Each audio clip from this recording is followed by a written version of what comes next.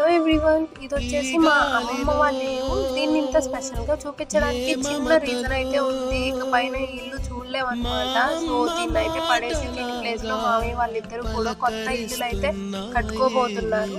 So అందుకనే చిన్న మెమొరీలా ఉంటుంది కదా అని చెప్పేసి వీడియో అయితే తీసుకున్నాను. మాది అమ్మమ్మ వాళ్ళది ఇద్దరిది కూడా ఇల్లులు పక్క పక్కనే ఉంటాయి. మధ్యలో ఒక హౌసే అన్నమాట గ్యాప్.